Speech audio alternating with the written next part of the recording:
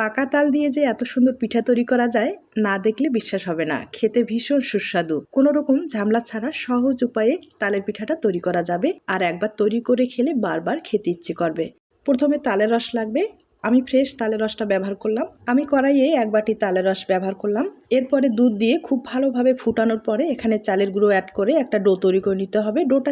ডোটা একবারে ভালোভাবে মথে নেওয়ার পরে সফট একটা ডো তৈরি করে নিতে হবে। আর এখন পিঠার জন্য পুরটা রেডি করতে হবে। পুর হিসাবে ব্যবহার করলাম এখানে নারকেল এবং গুড়। আপনারা আপনাদের পছন্দ মতো পুর ব্যবহার করতে পারেন।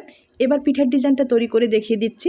একবারে সহজ একটা পিঠার ডিজাইন। আপনাদের যদি পছন্দ হয়ে থাকে এই ডিজাইনের পিঠা সহজে তৈরি করে নিতে পারেন। তবে বোঝার কোনো সমস্যা হলে বড় ভিডিও আপলোড করা আছে, আপনারা চাইলে দেখতে পারেন। আর এই পিঠাটা তাল দিয়ে যে তৈরি করা যায় তা না, আপনারা চাইলে চালের গুঁড়ো ব্যবহার করে যে কোনো সবজির পুর অথবা মাংসের পুর ব্যবহার করে ঝাল পিঠা হিসেবে খেতে পারেন। দেখবেন খেতে ভালোই লাগবে।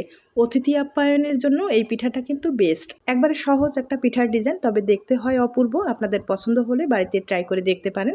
আর আমি আপনাদের 2টা পিঠা তৈরি করে দেখিয়ে দিলাম। এই পিঠাগুলো কিন্তু আমি তেলে ভেজে নেব। আর যেহেতু তাল দেওয়া হয়েছে, তেলে ভাজলে কিন্তু খেতে ভালো লাগবে। আপনারা চাইলে ভাপিয়েও খেতে পারেন, তবে মুখরোচক খেতে চাইলে একটু ভেজে নেবেন, দেখবেন খেতে ভালো লাগবে। পিঠাটা একবারে কম আঁচে কিন্তু ভেজে নিতে হবে, মুচমুচে করে ভাজলে খেতে ভালো লাগবে। এরপরে চিনি শিরা দিয়ে পরিবেশন করুন, দেখবেন এতটা খেতে ভালো হয় আপনারা ভাবতেও পারবেন না। ভালো লাগলে অবশ্যই বাড়িতে ট্রাই করে দেখতে পারেন।